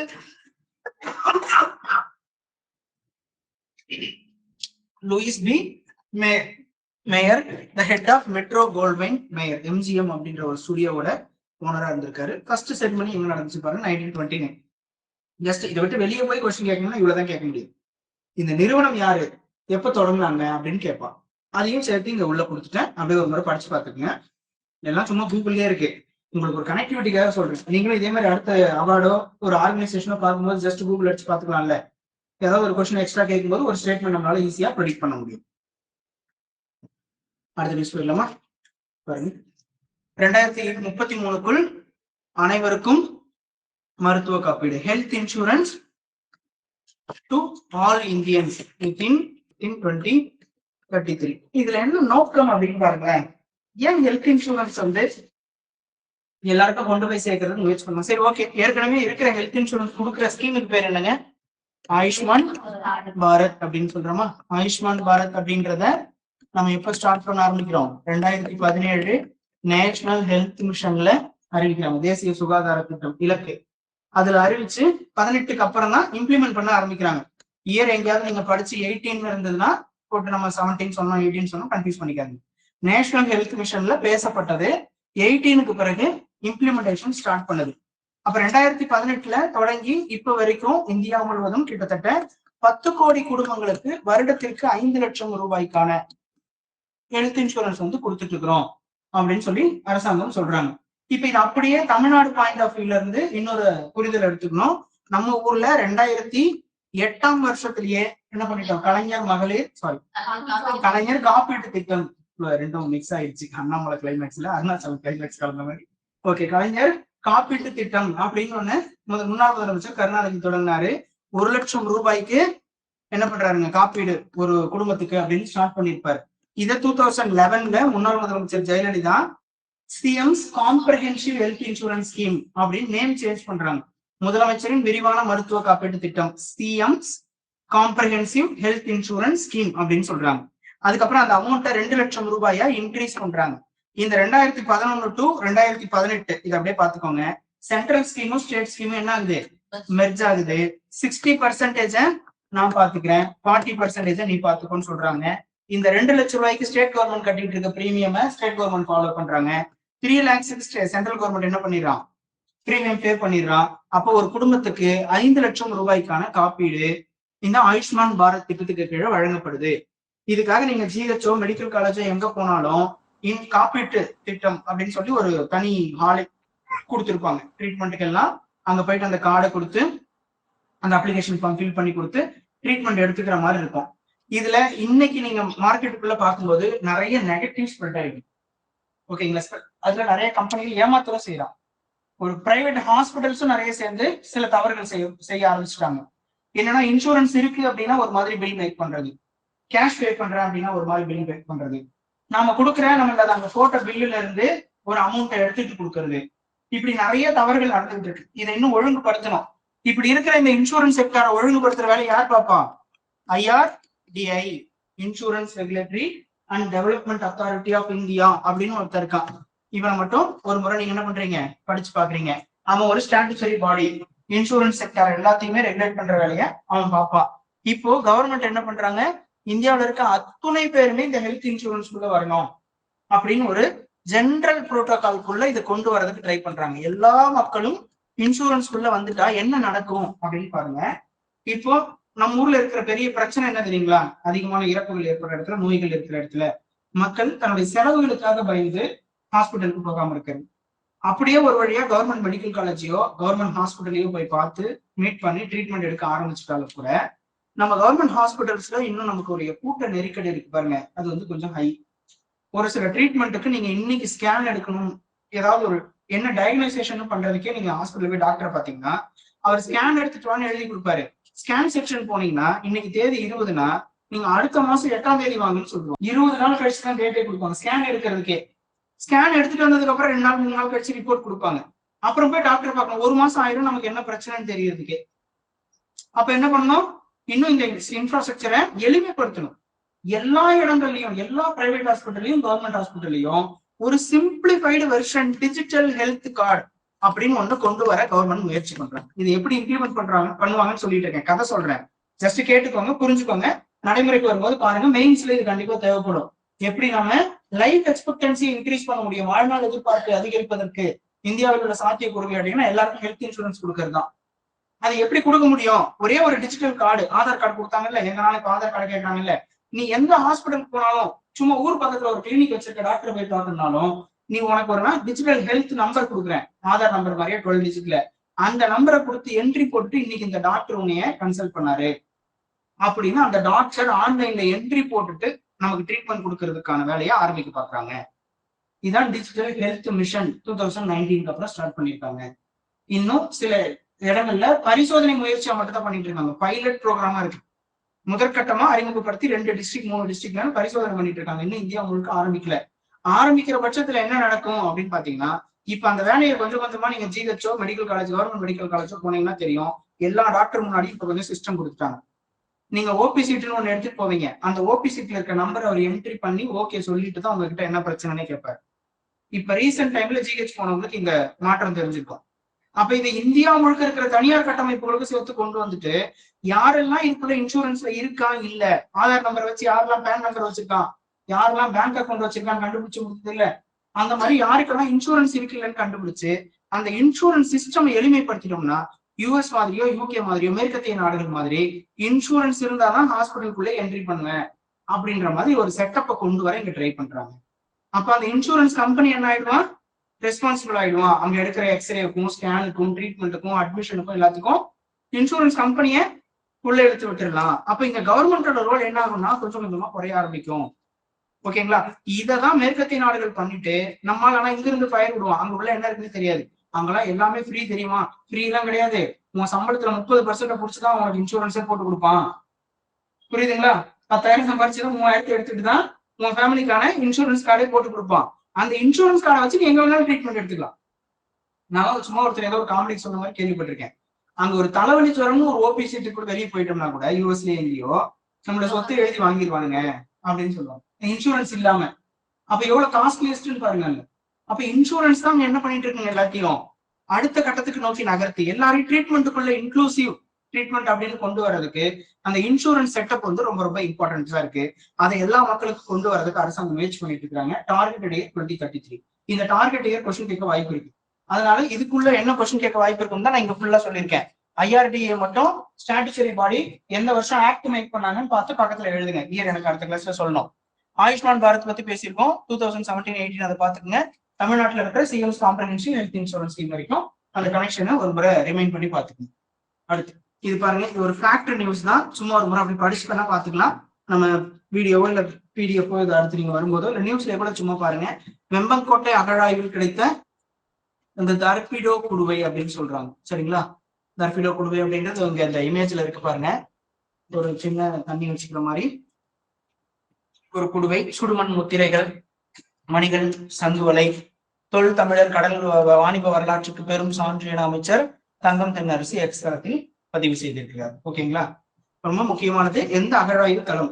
வெம்பக்கோட்டை, சாத்தூருக்கு பக்கத்துல இருக்கிற வெம்பக்கோட்டை அகழாய்வு தளம். என்ன கண்டுபிடிச்சிருக்காங்க?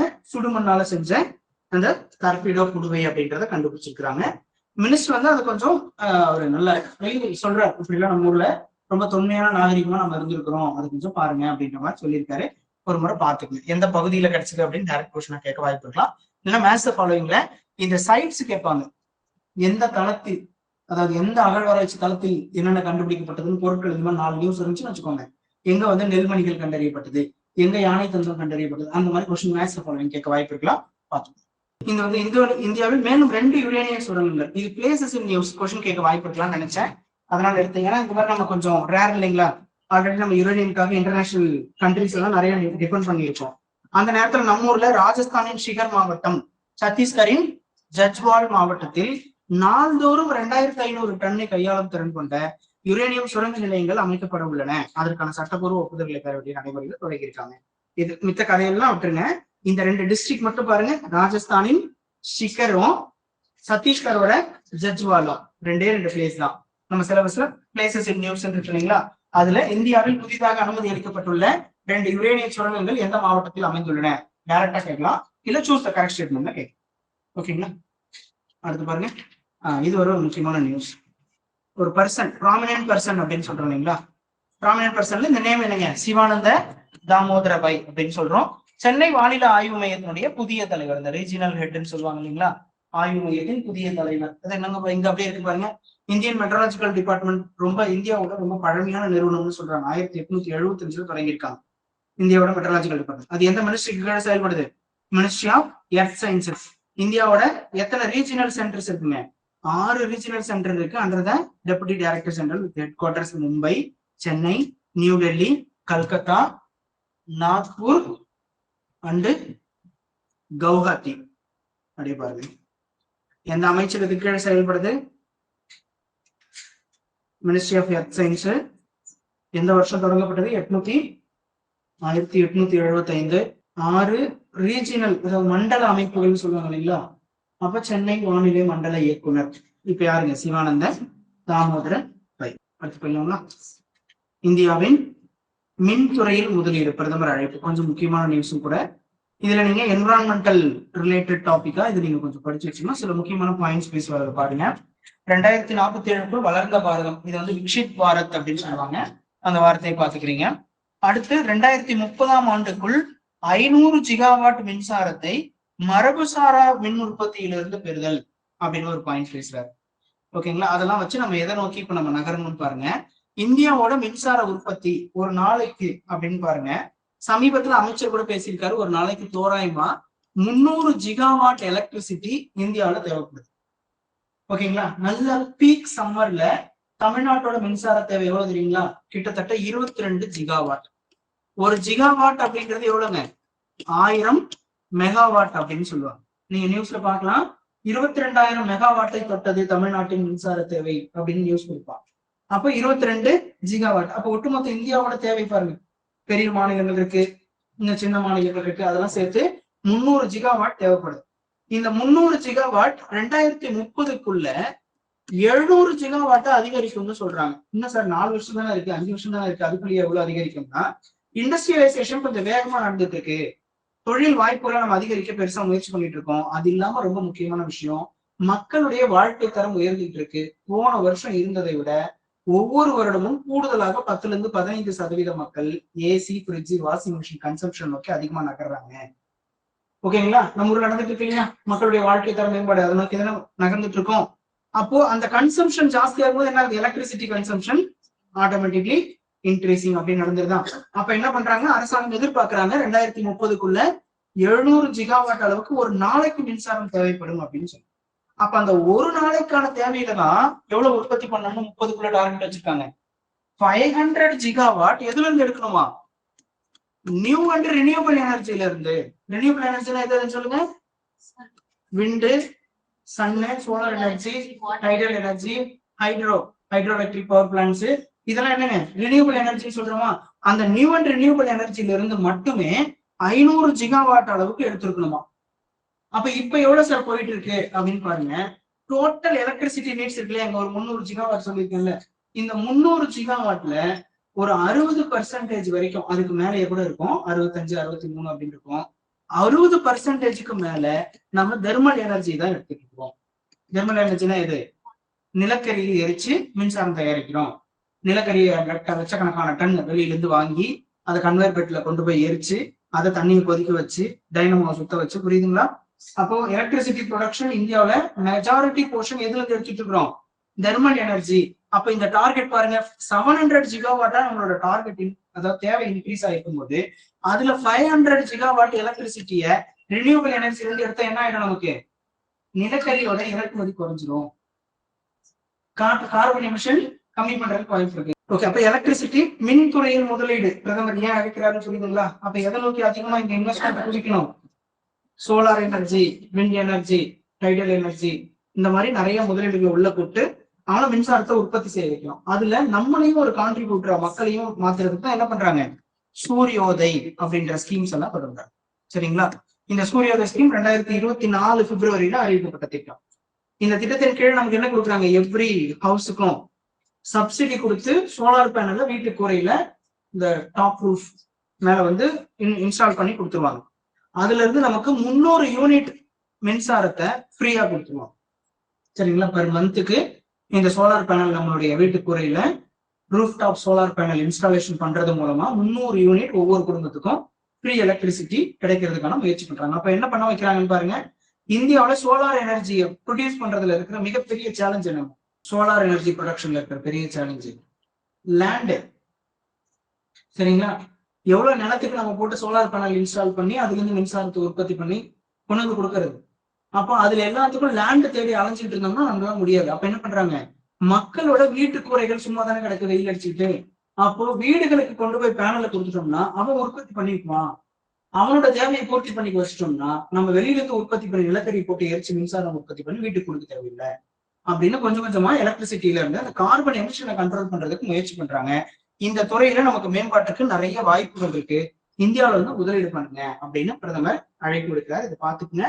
ஒரு முறை எல்லாரும் என்ன பண்ணுங்க, அடுத்த கிளாஸ் வரும்போது 2021 இந்தியன் கவர்மெண்ட் கொடுத்த பஞ்சாமிர்தா பாலிசிஸ் அப்படின்னு இருக்கும். ஓகேங்களா? ஒரு 5 பாலிசி கொடுத்துருப்பாங்க. அது என்னென்ன அப்படின்னு படிச்சுட்டு வாங்க. அதுல இந்த 500 ஜிகாவாட்டை பத்திலாம் ஏதாவது பேசுறாங்களான்னு படிச்சு பாருங்க. ஓகே, ஃபர்ஸ்ட் பாயிண்ட்லயே கிடைக்குதான்னு பாருங்க. 500 ஜிகாவாட் இது கொஸ்டின் கேட்க வாய்ப்பு இருக்குங்க. 100%. உலகின் மகிழ்ச்சிகர நாடுகள், ஹாப்பியஸ்ட் கண்ட்ரி அப்படின்னு ஒரு ரிப்போர்ட் கொடுத்துருக்காங்க. ஆக்சுவலா இந்த March 20 எஸ்டர்டே வந்து என்ன டேங்க? வேர்ல்டு மகிழ்ச்சி, உலக மகிழ்ச்சி தினம், ஹாப்பி டே அப்படின்னு சொல்லி செலிப்ரேட் பண்றாங்க. அப்ப இதுல ஒரு ரிப்போர்ட் கொடுக்குறோம். அந்த ரிப்போர்ட் யார் யார் கொடுக்குறாங்க பாருங்க. கெலப் அப்படின்ற ஒரு யூஎஸோட ஆய்வு நிறுவனமும், அடுத்து யுனைடெட் நேஷனோட நிலையான வளர்ச்சி தீர்வுகள் அப்படின்னு சொல்லி சஸ்டைனபிள் டெவலப்மெண்ட் சொல்யூஷன்ஸ், அதை யுனைடெட் நேஷனோட சஸ்டைனபிள் டெவலப்மெண்ட் சொல்யூஷன் SVS அப்படின்னு ஒருத்தனும், அடுத்து ஆக்ஸ்போர்ட் யூனிவர்சிட்டி, இங்கிலாந்தோட ஆக்ஸ்போர்ட் யூனிவர்சிட்டி. அப்ப 3 பேர் சேர்ந்து என்ன பண்றாங்க? இந்த ரிப்போர்ட்டை வெளியிட்டு இருக்கான். இந்த ரிப்போர்ட்ல யார் முதலிடத்துல இருக்காங்க? பின்லாந்து முதலிடத்துல இருக்கான். 2வது இடத்துக்கு அப்புறம் Iceland, Denmark, Costa Rica, Sweden, Norway, Netherlands அப்படின்னு இருக்கான். நீங்க ஃபர்ஸ்ட் 3 மட்டும் பாத்துக்கோங்க, எல்லாமே தேவை கிடையாது. இந்தியா 118வது இடத்துல இருந்து 116வது இடத்துக்கு முன்னேறிட்டான் அப்படின்னு சொல்றாங்க. ஓகேங்களா? அப்ப கிட்டத்தட்ட லிஸ்ட்ல பின்னாடிதான் இருக்கிற மாதிரி தெரியுது. இருந்தாலும் நம்பரை மட்டும் பார்த்து வச்சுக்கோங்க. ஓகேவா? அப்போ இந்த பாருங்க, கடைசியா என்னன்னு சொல்றான்னு சொல்லிட்டு ஒரு போக்குல 2024 126வது இடத்துல இருந்து இப்போ 118வது இடம் போன வருஷம், இப்ப 116வது இடத்துக்கு வந்துட்டோம் அப்படின்னு சொல்றாங்க. இந்தியர்களின் நம்பிக்கையும் பின்லாந்து நாட்டவரின் மகிழ்ச்சியும் பல்வேறு வழிகளில் வெற்றிகரமாக ஒரே மாதிரி போகுது அப்படின்னு சொல்றாங்க. இந்தியர்கள் உலகிலேயே மிக நம்பிக்கை மிகுந்தவர்கள், அதெல்லாம் எனக்கு தெரியும். சரி, உலகின் மகிழ்ச்சிகர நாடுகள் லிஸ்ட் மட்டும் பார்த்துக்கோங்க. யார் வெளியிடுறாங்க, ரேங்க் என்ன. இதுல ஒரு பாயிண்ட், ஒரு முறை பழைய கொஸ்டின்ல இருந்ததை ஜஸ்ட் கனெக்ட் மட்டும் பண்ற பாருங்க. அப்போ வந்து ஹங்கர் இண்டெக்ஸ் நினைக்கிறேன், நிறைய ஞாபகம் இல்லை. அந்த ஹங்கர் இண்டெக்ஸ்ல எப்பவுமே இந்தியாவை இந்த மாதிரி பக்கத்துல இருக்க நாடுகளோட கம்பேர் பண்ணுவோம். ஓகேங்களா? அதுல சீனாவோட ரேங்க் என்ன? 2026ல 5வது ரேங்க்ல இருக்கா. பாக்ஸ் மட்டும் பாருங்க. நேபாளம் 99ல இருக்கான். நேபாளத்துல 4-5 வருஷமா ஒழுங்கா கவர்மெண்ட் கூட நடக்கல.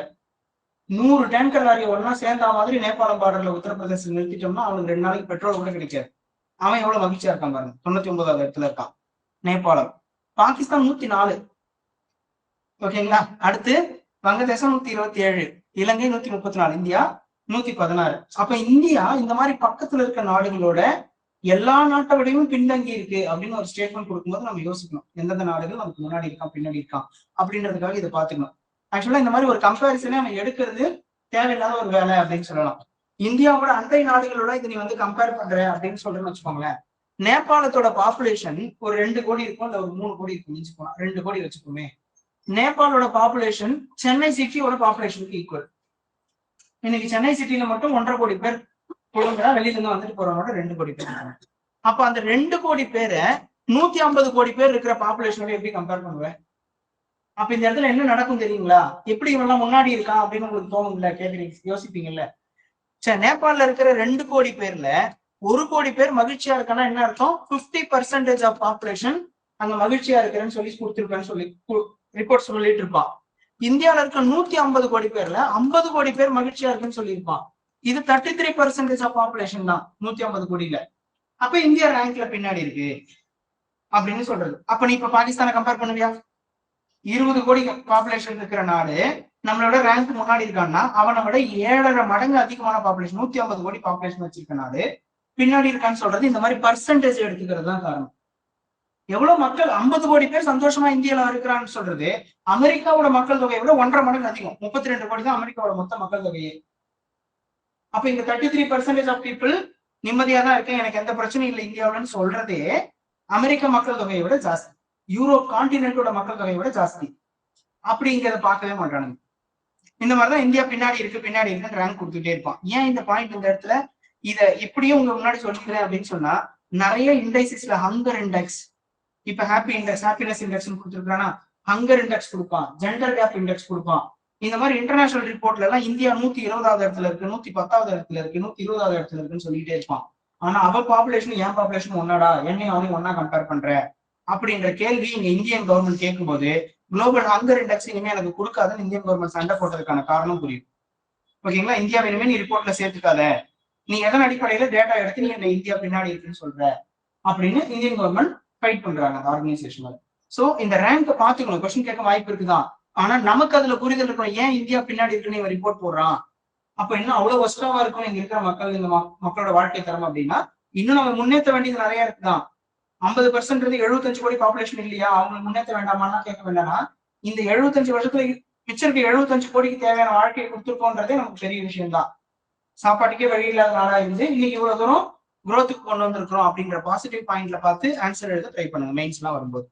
ஓகே, அடுத்து 2 குழந்தைகளுக்கு அதிகமாக உள்ள குடும்பத்துக்கு 25,000 ரூபாய் ஊக்கத்தொகை.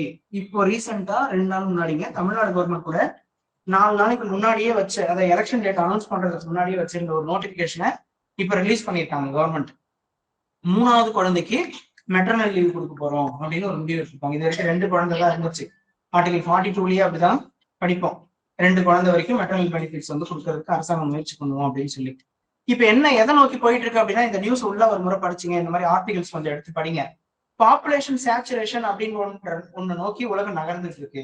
உலகம் இல்ல, டெவலப்பிங் கண்ட்ரிஸா இருக்கிற ஒரு சில நாடுகள் கொஞ்சம் கொஞ்சமா அடுத்து இன்னும் 50 வருஷத்துல என்ன நடந்துரும், மக்கள் தொகை அதெல்லாம் சேச்சுரேட் ஆயிருக்குன்னா புரியுதுங்களா, அதுக்கப்புறம் வளர்ச்சியே இருக்காது.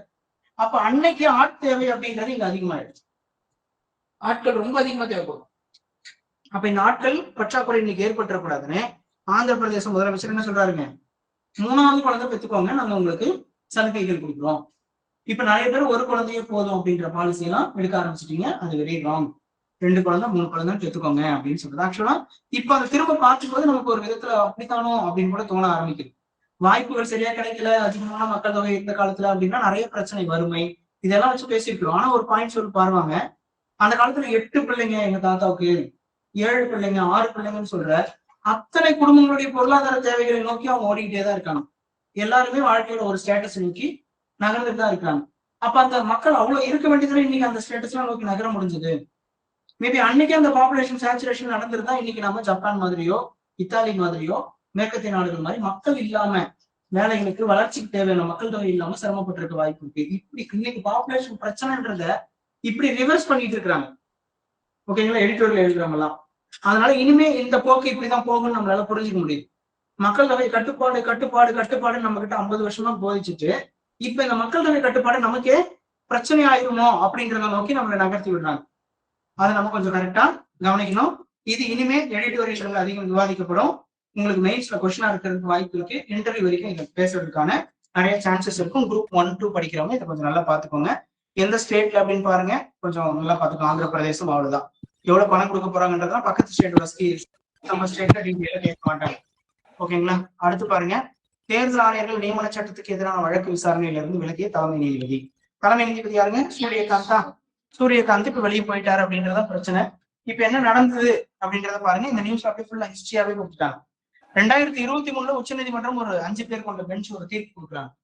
Election commissioners and chief election commissioner அப்பாயின்மெண்ட்ல வெளிப்படைத்தன்மையே இல்லைங்க அப்படின்னு சொல்றாங்க. அப்ப வெளிப்படைத்தன்மை இல்லாத அந்த அப்பாயின்மெண்டோட ப்ரொசீஜர் என்ன அப்படின்னு ஜஸ்ட் நீங்க யோசிச்சு பழைய விஷயத்த பாருங்க. புக்ல பெருசா அந்த அப்பாயின்மெண்ட் ப்ரொசீஜர் டீட்டெயிலா கொடுக்க மாட்டாங்க.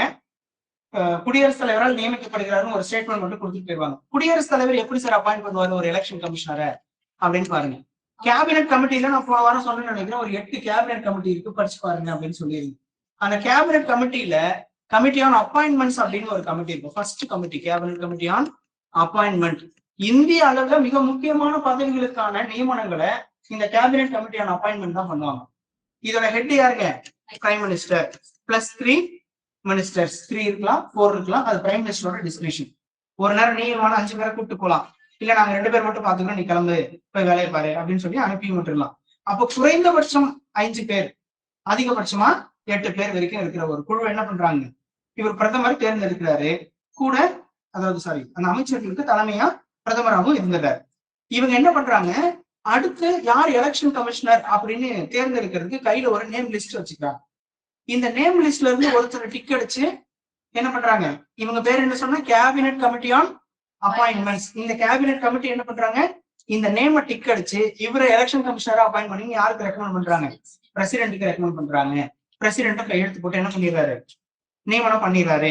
அப்ப இந்த கேபினெட் கமிட்டியான அப்பாயின்மெண்ட் இப்பதான் சொல்லி முடிச்சேன். தலைவரா பிரதமர் இருக்காரு, கூட இருக்கிறவங்க யாருன்றதையும் பிரதமர் தீர்மானிக்கிறாரு. அப்போ அந்த இடத்துல ஒரு வெளிப்படைத்தன்மை இருக்கா, யாரை எலெக்ஷன் கமிஷனரா நியமிக்கிறீங்க அப்படின்றது. இதை கொண்டு போய் காங்கிரஸ் என்ன பண்றாங்க, சுப்ரீம் கோர்ட்ல கேஸ் போடுறாங்க. எலெக்ஷன் கமிஷனர்ஸோட அப்பாயின்மெண்ட்ல வெளிப்படைத்தன்மை இல்ல, அந்த வெளிப்படைத்தன்மையை என்ன பண்ணுங்க கொண்டு வருங்க அப்படின்னு சொல்லி உச்சநீதிமன்றத்துக்கிட்ட முறையிடுறாங்க. உச்சநீதிமன்றத்தினுடைய 5 பேர் கொண்ட நீதிபதிகள் என்ன சொல்றாங்க, இந்த விஷயத்த பழைய நியமன முறையை உடனே ரத்து பண்ணுங்க, அதை ரத்து பண்ணிட்டு புதுசா ஒரு குழு உருவாக்குங்க பிரதமர் தலைமையில, இந்த புது சட்டம் ஒண்ணு உருவாக்குங்க வெளிப்படைத்தன்மையோட. அந்த சட்டத்தை உருவாக்குற வரைக்கும், நாடாளுமன்றத்தில் புதிய சட்டம் உருவாக்கப்படுற வரைக்கும் ஒரு குழு உருவாக்குங்க. அந்த குழுவோட தலைவரா பிரதமர் இருப்பாரு. குழுவில் மக்களை ஒரு குழு அமைக்கப்பட வேண்டும், பிரதமர் தலைமையில், இங்க இருக்கு பாருங்க ரவுண்ட் போடுறேன், அமைக்கப்பட வேண்டும். அந்த குழுவில் மக்களவை எதிர்கட்சி தலைவர் மற்றும் உச்சநீதிமன்ற தலைமை நீதிபதி ஆகியோர் உறுப்பினர்களாக இடம்பெறுவார்கள். யார் சொன்னது? தீர்ப்பு கொடுத்து ஜட்ஜ் என்ன சொல்றாருங்க, நானும் வருவேன், நீங்க prime minister plus leader of opposition in Lok Sabha and CJI 3 பேரும் சேர்ந்து என்ன பண்ணலாம், இனிமே எலெக்ஷன் கமிஷனர்ஸ் அப்பாயிண்ட் பண்ணலாம் அப்படின்னு சொல்றாங்க. அப்படியே என்ன பண்றாங்க, 23ல ஒரு தீர்ப்பு கொடுத்தாங்களா மார்ச் மாசத்துல, 23ஆம் வருஷம் இறுதியில டிசம்பர்லயே இங்க கீழே அதோட கண்டினியூ பண்ணிருப்பாங்க. அதே ஆண்டில் டிசம்பர் மாதத்தில் தலைமை தேர்தல் ஆணையர் மற்றும் தேர்தல் ஆணையர்கள் chief election commissioners and election commissioners appointment bill அப்படின்னு ஒண்ணு பார்லிமெண்ட்ல மத்திய அரசு அறிமுகப்படுத்துறாங்க. எப்படி வெளிப்படைத்தன்மை ஏற்படுத்துறாங்க பாருங்க, prime minister, leader of opposition plus 1 cabinet minister nominated by prime minister, பிரதமரால் நியமனம் செய்யப்பட்ட ஒரு அமைச்சர் உள்ள வந்துருவாரு. இப்ப என்ன பண்ணிட்டு இருந்த இடத்துல சிஜிஐ நீக்கிறோம். ஆக்சுவலா இது ஒரு பெரிய விவாதமாக இருந்துச்சு. சிஜிஐ வந்து தேர்தல் ஆணையர் நியமனத்துல இருந்து வெளியனுப்பிட்டாங்க அப்படின்னு மறுபடியும் கேஸ் போட்டாங்க சுப்ரீம் கோர்ட்ல. சுப்ரீம் கோர்ட் விளக்கம் கொடுத்தாங்க, என்னன்னு, ஒரு புது அமைப்பு உருவாக்குற வரைக்கும் தான் நான் உள்ள வருவேன்னு சொன்னேன், உன் அப்பாயின்மெண்ட்டுக்குலாம் நான் உள்ள வந்து உட்கார்ந்துட்டு இருக்க முடியாது, என்ன நீங்க அவங்க ஒரு புது சட்டம் கிரியேட் பண்றதுக்கு அவன் ஆக்ட் பாஸ் பண்ணிட்டான பார்லிமெண்ட்ல, இப்ப நான் வர முடியாது அப்படின்னு சொல்லிட்டான். ஆக்சுவலா பாருங்க, இப்போ இது ஆக்சுவலா இந்த சிஜிஐ ஏன் வெளியே அனுப்புனீங்கன்னு பேசிட்டு இருந்தாங்க, இங்க பெரிய விவாதமா இருந்துச்சு. அப்ப சிஜிஐ என்ன சொல்லிட்டாரு தெளிவா, அது ஒரு தீர்ப்பு, நீங்க வந்து புது அமைப்பு உருவாக்குற வரைக்கும் நான் இருப்பேன்னு சொன்னேன். இப்பதான் என்ன சொல்லிட்டாங்க, prime minister, leader of opposition இன்னும் ஒரு கேபினெட் மினிஸ்டர் வச்சு நம்ம ஒரு குழு உருவாக்குறோம். இந்த 3 பேர் என்ன பண்ணுவாங்க, இனிமே யார் அடுத்த எலெக்ஷன் கமிஷனர் அப்படின்றத தேர்ந்தெடுத்து கொடுப்பாங்க. பிரைம் மினிஸ்டர் பிரசிடென்ட் என்ன பண்ணிடுவாருங்க, அப்பாயின்மெண்ட் பண்ணிடுவாரு அப்படின்னு ஒரு சட்டத்தை உருவாக்குறாங்க. இதுதான் இப்போ இந்த சட்டம் சரியா அப்படின்றத இங்க வழக்கா ஓடிட்டு. நான் சொன்னேன்ல, ஏன் இது வழக்காவது பாருங்க, ஐயா உங்களையே வெளியே அனுப்பிட்டாங்க இப்படி ஒரு சட்டம் உருவாக்கி அப்படின்னு உச்ச நீதிமன்றத்துக்கு போது அது வழக்கா நடக்குது. இப்ப இருக்க ப்ரொசீஜர் தப்புன்னு இது வரைக்கும் கோர்ட் எங்கேயுமே மறுக்கல. அந்த முறையில தான் ஞானேஷ்குமாரும் இப்ப இருக்கிற தேர்தல் ஆணையர்கள் நியமிக்கப்பட்டாங்க. இந்த புதிய முறை prime minister, leader of opposition and cabinet minister இருக்கிற இந்த செட்டப்ல. அப்ப அந்த ப்ரொசீஜர்ல இவருக்கு ஏதோ ஒரு சின்ன ஒருத்தல் வருது, தலைமை நீதிபதி, நீங்க வந்து ஏதோ ஒரு பாரபட்சமா செயல்படுவாங்களோ, எனக்கு கேள்வி கேட்டவங்க எனக்கு பயமா இருக்கு, அதனால நான் வந்து என்ன பண்ணல, நான் விசாரிக்கல, வேறு நீதிபதியோட சேர்த்து இந்த வழக்கை விசாரிப்பாங்க அப்படின்னு சொல்லிட்டு. புரியுதுங்களா ப்ரொசீஜர்? அப்ப எலெக்ஷன் கமிஷனருடைய அப்பாயின்மெண்ட் ப்ரொசீஜர் ஓல்டு ப்ரொசீஜர் இங்க நான் சொல்லியிருக்கேன். கேபினட் கமிட்டியான அப்பாயின்மெண்ட்ஸ் அவங்க மூலமா நடந்தது. இப்ப புது குழு 3 பேர் கொண்ட குழு, prime minister, leader of opposition, cabinet. இதுல ஒரே ஒரு சின்ன ட்விஸ்ட் பாத்துக்குங்க, இந்த 3 பேர் கொண்ட குழுவுல 2 பேர் எடுக்கும் முடிவே இறுதியானது அப்படின்னு கடைசியில இங்க ஸ்டார் போட்டு எழுதி விட்டாங்க. ஸ்டார் போட்டுலாம் எழுதல, பில்லுக்குள்ள இருக்கு அனானிமஸ்லி அப்படின்னு சொல்லிட்டு. அப்ப என்ன ஆயிடுச்சு, நீங்க 3 பேர் வருவாங்க, ராகுல் காந்தி வந்தாலும் பிரசன்ட் ஆனாலும் கணக்கு இல்ல, இல்லைனாலும் கணக்கு இல்ல. பிரதமரும் கூட இருக்க ஒரு அமைச்சர், பெரும்பாலும் கேபினெட் அமைச்சர், உள்துறை அமைச்சர் தான் கூப்பிட்டுக்கிறாங்க. 2 பேரும் சேர்ந்து எந்த நேம செலக்ட் பண்றாங்களோ அந்த நேம் தான் என்ன ஆவாங்க, எலெக்ஷன் கமிஷனர் ஆவாங்க. அப்ப எதிர்கட்சி தலைவர்களால என்ன, மீட்டிங்ல டீயும் சமோசாவும் கொடுப்பாங்க. ஓகே, பார்த்துட்டு வர வேண்டியது. இதை நான் சொன்னாங்க, ராகுல் காந்தி சொன்னார், அந்த மீட்டிங்க்கு கூப்பிட்டு இருந்தாங்க, என்ன எதுவுமே கேட்கல, அவங்க 2 பேரையும் முடிவு எடுத்துக்கிட்டாங்க, பிரைம் மினிஸ்டர் அமித்ஷாவும் அப்படின்னு சொல்லி. புரியுதுங்களா என்ன நடந்துச்சுன்னு? அப்ப இதுதான் new election commissioners appointment bill, அது ஆக்டா மாறிடுச்சு. அந்த முறையில இப்ப இருக்கிற தலைமை தேர்தல் ஆணையர் வரைக்கும் நம்ம நியமிச்சிட்டோம். ஓகே, படிச்சு பாருங்க, இது மெயின்ஸ் மேபி கேட்கலாம் எலக்ட்ரல் ரிஃபார்ம்ஸ் பத்தி பேசும்போது. இது பாருங்க, ஒரு குழு ஒண்ணு அமைச்சிருக்கிறாங்க, ஜஸ்ட் அந்த நேமுக்காக எடுத்தேன். மாணவர்கள் மத்தியில இப்ப எக்ஸாம் டைம் இல்லைங்களா, அதனால சில பிரச்சனைகள் ஏற்படுது. அதனால தமிழ்நாடு சுகாதார திட்ட இயக்குனர் டாக்டர் வினித் தலைமையில ஒரு குழு அமைச்சிருக்கிறாங்க. எதுக்காக, மாணவர்களுடைய தற்கொலை எண்ணங்கள் மற்றும் இதெல்லாம் தடுத்துட்டு ஒரு புதிய மனநல கொள்கை அப்படின்னு ஒண்ணு வெளியிடுறதுக்காக, உருவாக்குறதுக்காக. இப்ப என்ன வெளியிடல, அதை உருவாக்க போறாங்க. யார் தலைமையில் குழு நேம் மட்டும் பார்த்துட்டு, doctor Vinit, prominent persons name பார்த்துட்டு விட்டுருங்க. Okay, thank you.